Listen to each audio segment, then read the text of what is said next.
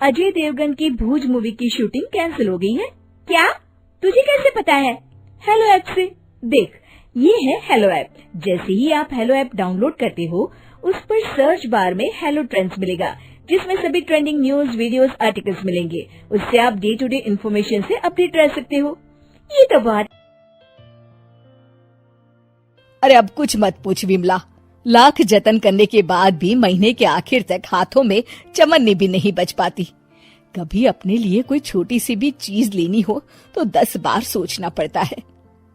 तू सही कहती है, आमदनी तो बढ़ती नहीं, लेकिन दूसरी तरफ महंगाई दिन ब दिन बढ़ती ही जा रही है।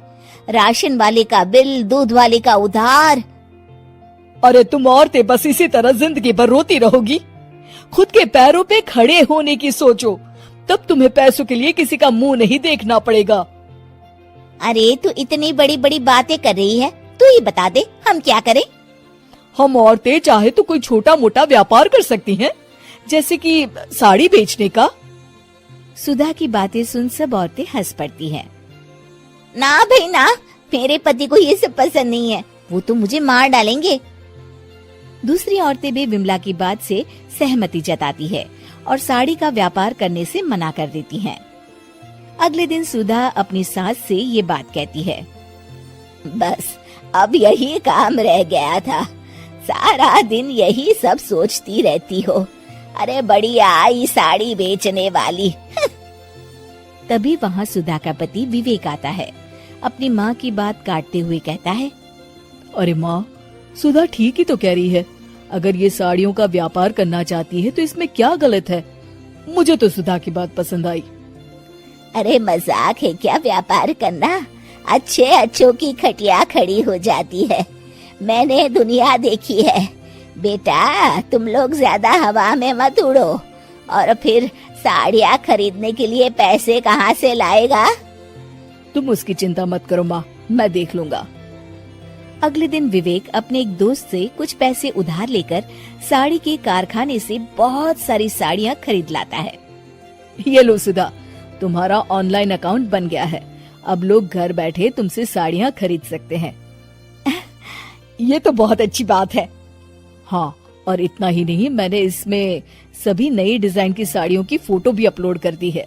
अब बस तुम देखती जाओ। कुछ दिनों के बाद, नमस्ते, मुझे सुधा जी से मिलना है। ओहो, तू कौन है और मेरी बहू से तुझे क्या काम है? माँ जी, मैं सुधा जी से साड़ियाँ खरीदने आया हूँ। अरे बड़ा बेवकूफ है तू, इतना बड़ा मीना बाजार छोड़कर यहाँ साड़ी खरीदने आया है। तेरा ऊपर का कोई पेच ढीला है क्या? अरे माँ जी, आप नहीं जानती, आजकल ऑनलाइन का जमाना है, समय और पैसे दोनों की बचत होती है। तभी वहाँ सुधा आ जाती है। सुधा बिरजू को साड़ियाँ दिखाती है। क्या बात है सुधा बहन जी, आपके पास तो बहुत ही सुंदर सुंदर साड़ियाँ हैं। एक काम करिए, ये वाली दे दीजिए और ये वाली भी। छोड़िए, एक काम करिए, ये सभी ही दे दीजिए। सुधा की सास हैरान रह जाती है। अरे इतनी साड़ी का तू करेगा क्या? अरे माँ जी, मेरी बीवी पहनेगी। अरे कितनी बीवियां है तेरी? माँ जी आप भी ना, बीवी तो एक ही है। पहले तो मैं 2-4 साड़ियाँ लेने आया था, लेकिन अब पूरी 20 साड़ियाँ ले जा रहा हूँ। ये लीजिए सुधा बहन जी, आपके पैसे, चलता हूँ। धीरे धीरे सुधा के द्वारा घर में खोली गई छोटी सी दुकान चल पड़ती है और देखते ही देखते सुधा के घर ग्राहकों की लाइन लग जाती है। पैसों की आमदनी देख सुधा की सास की आंखें फटी की फटी रह जाती है। जा बहू, अब तू थोड़ा आराम कर ले, इन लोगों को मैं साड़ियाँ दिखा देती हूँ। माँ जी आप? अरे हाँ हाँ, अब जा भी। इस तरह सुधा की सास भी उसके कारोबार में हाथ बटाने लगती है। देखो सुधा, तुम्हारा व्यापार तो चल पड़ा। पिछले कुछ महीनों में इतनी कमाई हुई है कि तुम्हें यकीन नहीं होगा। सच? हाँ, और तुम्हें पता है माँ, दोस्त से लिया हुआ उधार भी चुकता करके अच्छे खासे पैसों की बचत भी हो गई है।